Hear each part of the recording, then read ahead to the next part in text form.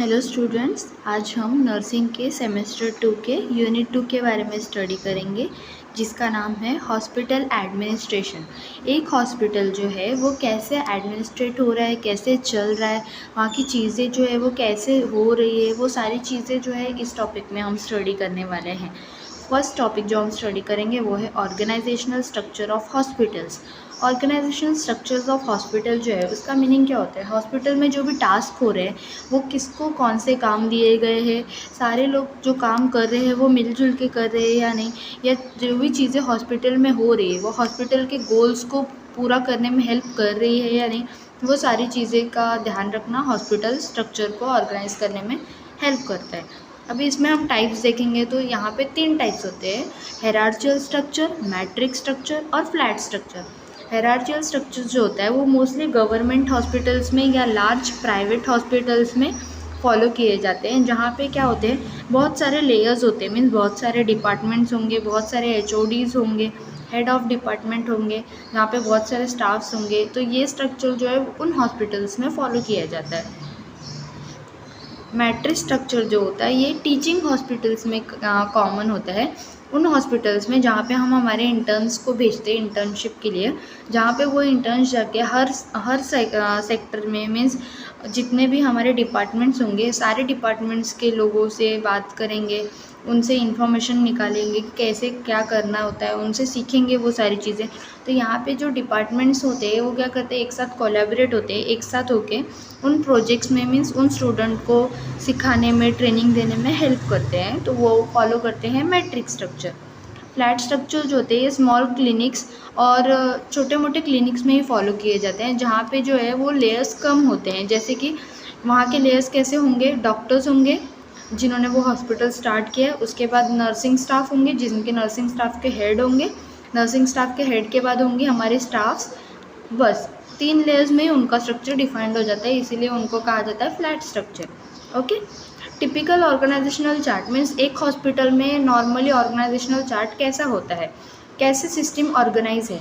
पहले board of directors होते हैं जिन्होंने उस हॉस्पिटल की नींव डाली है, हॉस्पिटल स्टार्ट किया है। उसके बाद उनके नीचे होते हैं CEO, जो पूरे हॉस्पिटल को मैनेज करने का काम करते हैं। हॉस्पिटल में जो भी चीज़ें हो रही है, कैसे हो रही है, क्यों हो रही है, वो सारी चीज़ें मैनेज करने का काम CEO का होता है। देन उसके नीचे आते हैं हमारे मेडिकल सुपरिटेंडेंट, जो हमारे जो भी डिपार्टमेंट्स होते हैं मेडिसिन्स के, उसको हैंडल करने का काम करते हैं। मेडिकल सुपरिटेंडेंट के अंदर एक स्पेसिफिक डिपार्टमेंट, 2 या 3 डिपार्टमेंट्स ही आते हैं जो सिर्फ उन डिपार्टमेंट्स को ही हैंडल करने का काम करते हैं। हेड ऑफ डिपार्टमेंट मीन्स क्या होते हैं, प्रॉपर जैसे मैंने आपको बताया 2-3 डिपार्टमेंट्स है, तो तीनों डिपार्टमेंट या दोनों डिपार्टमेंट्स का मैनेज करने का काम मेडिकल सुपरिटेंडेंट का होता है। तो अभी जो प्रॉपर एक डिपार्टमेंट है, उस एक डिपार्टमेंट का हेड ऑफ डिपार्टमेंट होगा जो सिर्फ उसी डिपार्टमेंट को मैनेज करेगा, दूसरे डिपार्टमेंट का हेड होगा जो सिर्फ उसी डिपार्टमेंट को मैनेज करेगा। जैसे कि सर्जरी के डिपार्टमेंट्स का HOD होगा, नर्सिंग डिपार्टमेंट का HOD होगा, मेडिसिन डिपार्टमेंट का HOD होंगे। ओके। जितने डिपार्टमेंट्स होंगे हॉस्पिटल्स में उन सब के एक HOD होंगे जो सिर्फ उसी डिपार्टमेंट को हैंडल करेंगे, और बाकी सारे डिपार्टमेंट्स को हैंडल करने का काम मेडिकल सुपरिटेंडेंट का है। ओके।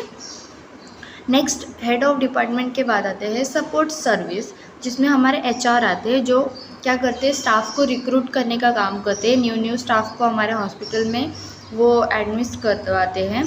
फाइनेंस हैंडल करने का काम उनका रहता है, मेंटेनेंस का काम उनका रहता है, हाउस कीपिंग का काम उनका रहता है। ओके। मीन्स प्रॉपर सारी चीज़ें मेंटेन हो रही है या नहीं, फाइनेंस जो है वो प्रॉपर आ रहा है या नहीं, हाउस कीपिंग स्टाफ जो है वो प्रॉपर वर्क कर रहे हैं या नहीं। ओके। अभी अगर हम एग्जांपल देखेंगे तो एक प्राइवेट हॉस्पिटल जो 100 बेड का प्राइवेट हॉस्पिटल है, उसका जो CEO है वो क्या करेगा, हॉस्पिटल में जो भी चीज़ें हो रही है वो चीज़ें कैसे हो रही है, क्यों हो रही है, वो सारी चीज़ें मैनेज करने का काम CEO का होगा। नेक्स्ट, HOD क्या करेगा, जो पीडियाट्रिक्स या ऑर्थोपेडिक्स जो हमारे डिपार्टमेंट्स है उसको मैनेज करने का काम करेगा। ओके। और अगर डिपार्टमेंट्स होंगे तो उसके HOD उसके डिपार्टमेंट्स को मैनेज करेंगे। नेक्स्ट, सपोर्ट डिपार्टमेंट जो कि HR होंगे, फाइनेंस रिपोर्ट होंगे, वो सब क्या होंगे, एडमिनिस्ट्रेटर मीन्स CEO के पास जाएंगे, वहाँ पे वो उनको रिपोर्ट कर दिए जाएंगे। HR क्या करेगा, नए नए स्टाफ्स को लेगा या नए नए स्टाफ्स को ट्रेनिंग देगा, उसको सिखाएंगे सारी चीज़ें।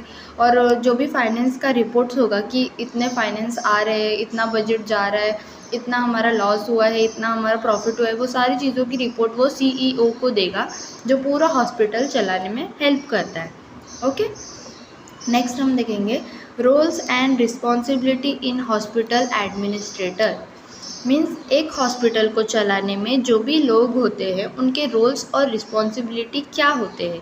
जैसे कि हॉस्पिटल एडमिनिस्ट्रेटर होता है, उसका क्या काम होता है, हॉस्पिटल में जो भी चीज़ें हो रही है सारी चीज़ों को ध्यान वो रखता है। हॉस्पिटल का बजट कैसे है उसका ध्यान रखने का काम, और पॉलिसी एनफोर्समेंट, मीन्स अगर हॉस्पिटल के लिए कुछ और न्यू चीज़ें इन्वेंट करनी है, कुछ न्यू रूल्स बनाने हैं, कुछ न्यू पॉलिसी बनानी है, तो वो सब उसके हाथ में होता है। ओके, जो जिसको जैसे मैंने आपको बताया CEO, उसको ही हम हॉस्पिटल एडमिनिस्ट्रेटर बोलते हैं। Okay, next medical superintendent. Medical superintendent का काम क्या होता है, मेडिकल स्टाफ को सुपरवाइज करना और पेशेंट को जो भी केयर मिल रहा है वो क्वालिटी वाइज प्रॉपर है या नहीं, उस चीज़ों का ध्यान रखना। ओके, नर्सिंग सुपरिटेंडेंट क्या करेंगे, नर्सिंग स्टाफ को मैनेज करने का काम करेंगे और ध्यान देंगे कि नर्सिंग केयर स्टैंडर्ड्स मेंटेन हो रहे हैं या नहीं। मीन्स पेशेंट को जो भी नर्सिंग केयर चाहिए वो स्टैंडर्डली मीन्स प्रॉपरली मेंटेन हो रहा है या नहीं, उसका वो ध्यान देंगे। HR मैनेजर क्या करेगा, नए नए स्टाफ को रिक्रूट करेगा, उसे ट्रेनिंग देगा और हॉस्पिटल के स्टाफ्स को मैनेज करेगा। मीन्स ज़्यादा भी स्टाफ नहीं होने चाहिए, जो स्टाफ काम कर रहे हैं सिर्फ वही हॉस्पिटल में हो, जो यहाँ काम नहीं कर रहे उनको वो नहीं रखेगा। ओके, मीन्स मैनेज करने का काम उसका होता है। हॉस्पिटल के स्टाफ जो है वो प्रॉपर फंक्शन कर रहे हैं या नहीं, उन्हें कोई प्रॉब्लम है क्या, उनके प्रॉब्लम्स को सॉल्व करने का जो भी काम रहता है वो HR का होता है। ओके, फैसिलिटी मैनेजर का क्या काम होता है, फैसिलिटी मैनेजर जो होता है वो हॉस्पिटल में जो भी फिजिकल इंफ्रास्ट्रक्चर है उसको हैंडल करने का काम करेगा। Means power supply, water supply, sanitation, transport का सिस्टम, ये सारी चीज़ें जो फैसिलिटी मैनेजर उसको मैनेज करेगा। इक्विपमेंट जो भी हॉस्पिटल में यूज़ हो रहा है वो उसका मेंटेनेंस हुआ है या नहीं, उसकी सर्विसिंग हुई है या नहीं, वो प्रॉपरली फंक्शन कर रहा है या नहीं, वो सारी चीज़ें मैनेज करने का काम मैनेजर का होता है, फैसिलिटी मैनेजर का। हाउसकीपिंग जो स्टाफ है वो प्रॉपरली काम कर रहे हैं या नहीं, हर जगह क्लीन हो रहा है या नहीं, वो सब मैनेज करने का काम फैसिलिटी मैनेजर का होता है। अगर हम एग्जांपल देखें तो एक हॉस्पिटल में ICU में क्या हो रहा है, बेड की शॉर्टेज हो रही है, तो हॉस्पिटल का जो एडमिनिस्ट्रेटर होगा मीन्स CEO, वो क्या करेगा, एक्सपांशन प्लान करेगा कि हम और बेड्स ऐड कर सकते हैं ICU में, जिससे जो है वो हम ज़्यादा पेशेंट को सर्व कर सकते हैं। फैसिलिटी मैनेजर क्या करेगा, बेड्स जो भी होंगे उसको वो ऑर्गेनाइज करने का काम करेगा, बेड्स लाने का काम करेगा। ओके, मेडिकल सुपरिटेंडेंट क्या इंश्योर करेगा, इफ़ बेड्स बढ़ रहे हैं, इफ़ पेशेंट बढ़ेंगे तो वहाँ पे स्टाफ भी उतने होने चाहिए उस पेशेंट के हिसाब से। ओके, अगर नहीं है तो वो HR को कह के न्यू स्टाफ्स का रिक्रूटमेंट करवाएगा वहाँ पे। ठीक है, अभी हम फंक्शंस देखेंगे, डिफरेंट डिपार्टमेंट। एक हॉस्पिटल में बहुत सारे डिपार्टमेंट्स होते हैं, जैसे कि अभी आज हम स्टडी करेंगे सिर्फ 4 बेसिक डिपार्टमेंट के बारे में, जिसमें से फर्स्ट है OPD। OPD means out patient department. ये जो होता है, ये क्या होता है, इसमें पेशेंट को अगर कोई भी प्रॉब्लम हुई, छोटी मोटी प्रॉब्लम, बड़ी प्रॉब्लम, तो वो हॉस्पिटल में जब फर्स्ट कांटेक्ट करवाता है डॉक्टर के साथ, उसको हम OPD पेशेंट बोलते हैं। अभी जैसे मैं आपको एग्जांपल दूँ तो एक पेशेंट को सर्दी जुकाम हुआ है, वो हॉस्पिटल में आया, डॉक्टर से उसने जनरल फिजिशियन से कंसल्ट किया, तो डॉक्टर ने क्या किया, उसे इन हाउस जो फार्मेसी होगा हॉस्पिटल में, वहाँ से उसे मेडिसिन लिख के दिए, उससे बताया आपको ये चीज़ें ऐसे ऐसे करनी है, आपको गर्म पानी का वाफ लेना है, आपको ये चीज़ें ऐसे करनी है। तो क्या होगा, वहाँ पे उस पेशेंट को कंसल्ट करके वो पेशेंट सारी चीज़ें लेके चला जाता है। मीन्स वहाँ पे पेशेंट आया, उसने ट्रीटमेंट लिया और वो चला गया। ओके, तो उसको हम आउट पेशेंट डिपार्टमेंट कहते हैं, जिसमें डायग्नोस्टिक, इफ़ पेशेंट को किसी डायग्नोसिस की ज़रूरत है, जैसे कि ब्लड टेस्ट की, एक्सरे की, तो वो पेशेंट को वो डॉक्टर बता देते हैं। तो ये सारी चीज़ें जो है वो आउट पेशेंट डिपार्टमेंट में आती है। ओके, इन पेशेंट डिपार्टमेंट्स कौन से होते हैं, ऐसे पेशेंट जो क्या हो, किसी डिजीज़ के वजह से हॉस्पिटल में एडमिट हो और वो उस हॉस्पिटल में थोड़े टाइम के लिए एडमिट रहे, उनको हम इन पेशेंट डिपार्टमेंट बोलते हैं, IPD पेशेंट। ओके, जिसमें क्या क्या होते हैं, जनरल वार्ड्स आते हैं, स्पेशल रूम्स आते हैं, नर्सिंग स्टेशंस आते हैं। ठीक है। ये सब आईपीडी डिपार्टमेंट हो जाता है हॉस्पिटल का। ओके, मीन्स हॉस्पिटल के अंदर के, जैसे कि अगर एक पेशेंट को अपेंडिक्स का ऑपरेशन करवाना है तो उस हॉस्पिटल में वो उसे बहुत पेन हो रहा था, तो वो रात को एडमिट हुआ उस हॉस्पिटल में, जिसकी सर्जरी नेक्स्ट डे सुबह मॉर्निंग में की जाएगी। तो उस पेशेंट को 3 दिन के लिए सर्जरी के बाद उस हॉस्पिटल में एडमिट रहना पड़ेगा। तो ये क्या हो जाएगा, आईपीडी पेशेंट हो जाएगा। ओके, जो कि जनरल वार्ड में शिफ्ट है। इफ़ उसे चाहिए तो वो स्पेशल रूम भी ले सकता है। ठीक है।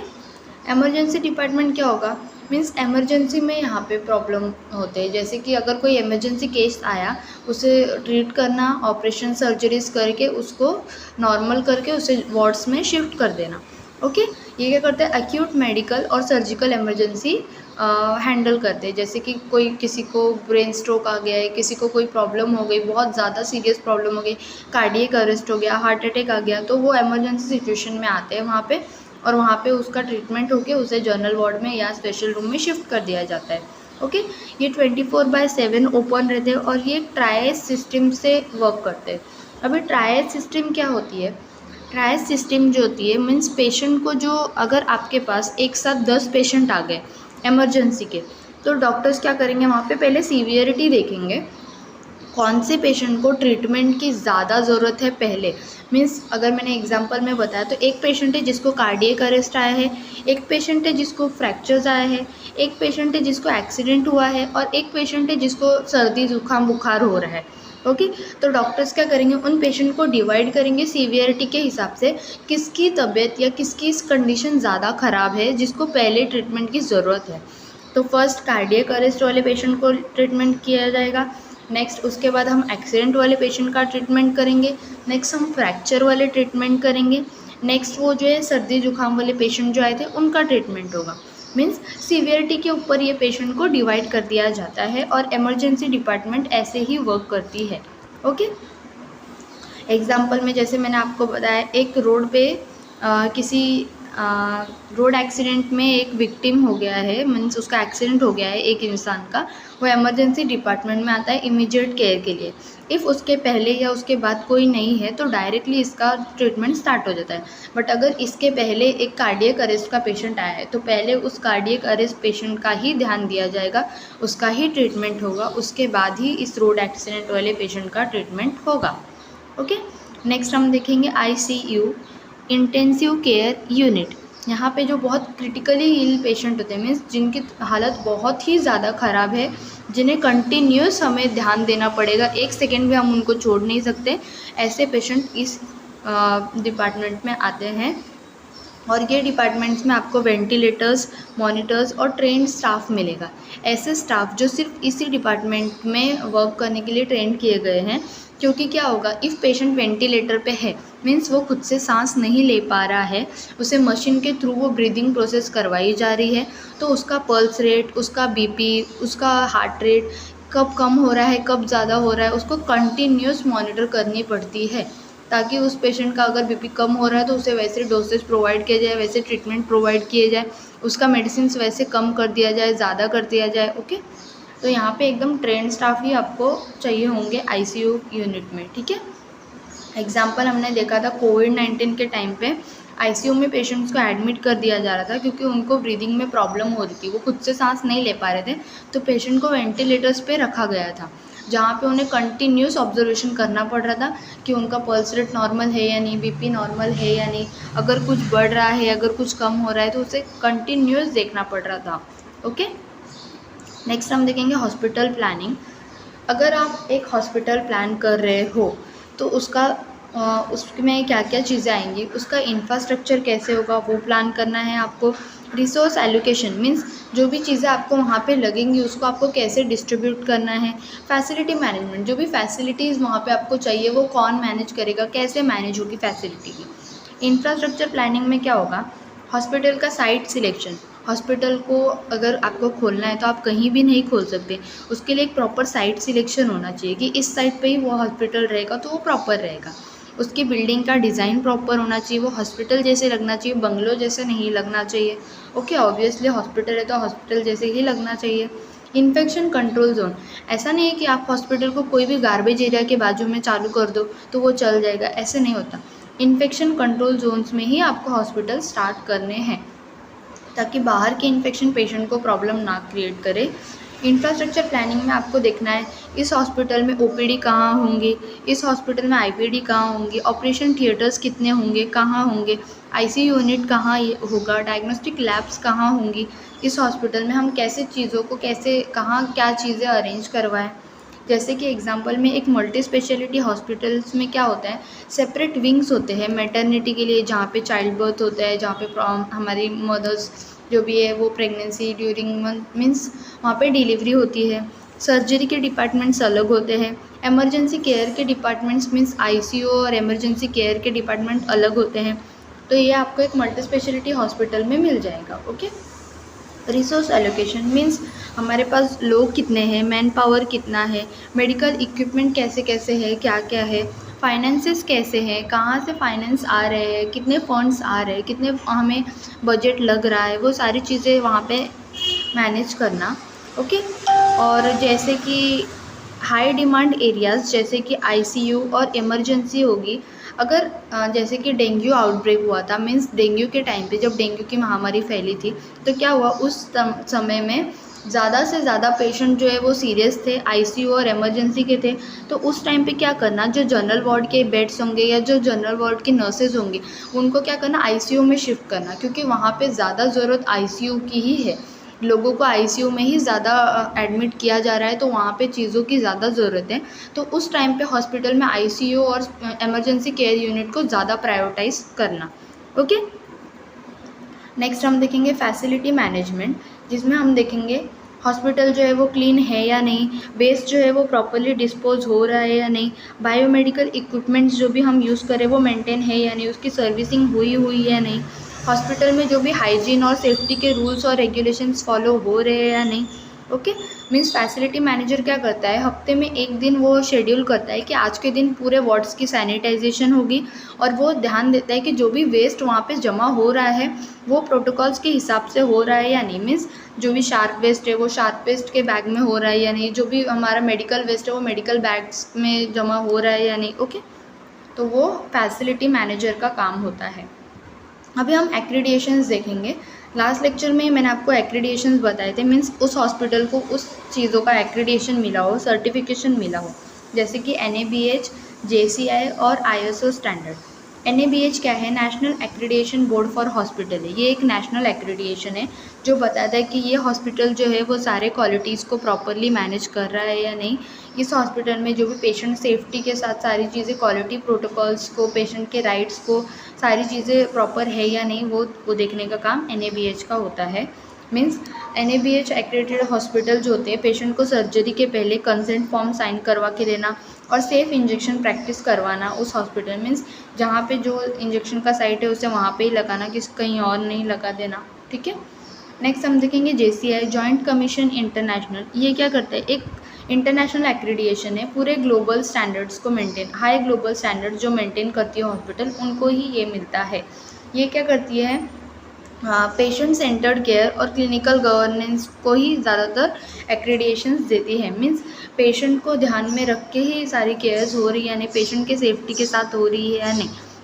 इस हॉस्पिटल्स में आपको जो भी हॉस्पिटल को इनका एक्रीडिएशन मिला रहता है वो क्या होती है, वहाँ पे मल्टीलिंगुअल सिग्नेचर्स होती है। मीन्स वहाँ पे जो भी आपको डिटेल बोर्ड मिलेगा, जो भी डिस्क्रिप्शन मिलेगा, जो भी आपको नोटिसेस मिलेंगे, वहाँ के जो भी स्टाफ्स होंगे वो मल्टी लैंग्वेज बोल सकते हैं या नहीं, क्योंकि वहाँ पे अगर कोई भी पेशेंट आए कौन से भी लैंग्वेज के, तो कम्युनिकेशन उनका एक बैरियर नहीं होना चाहिए, उनको सारी चीज़ें समझ में आनी चाहिए प्रॉपरली उस हॉस्पिटल के बारे में। Next ISO standard, international organisation for standardisation. ये भी एक इंटरनेशनल एक्रीडिएशन है जो कि बताती है कि ये जो भी सिस्टम है ये क्वालिटी मैनेज करके अपना सारा काम कर रही है। ओके, एग्जांपल में हम देखेंगे ISO 9001 सर्टिफाइड हॉस्पिटल्स जो होंगे वो स्ट्रिक्ट प्रोटोकॉल्स फॉलो करेंगे इक्विपमेंट कैलिब्रेशन के, उनके जो भी इक्विपमेंट है वो कैलिब्रेटेड है या नहीं, वो मेंटेन है या नहीं, और अगर कोई भी इंसिडेंट हो रहा है वो रिपोर्ट हो रहा है या नहीं प्रॉपर टाइम पे। ओके, हॉस्पिटल जो है वो कंटिन्यू इम्प्रूवमेंट कर रहा है या नहीं। मीन्स एक हॉस्पिटल जो है वो 50 साल से सेम चीज़ों को यूज़ कर रहा है, सेम प्रोसीजर फॉलो कर रहा है, तो नहीं, यह हॉस्पिटल, ये जो एक्रेडिटेशन है उनको नहीं मिलेगा। वो हॉस्पिटल जो है वो कंटिन्यू इम्प्रूव करते रहना चाहिए, तभी उस हॉस्पिटल को ये एक्रेडिटेशन मिलेगा। ओके, तो आज का ये टॉपिक यहीं पे ख़त्म होता है। Thank you.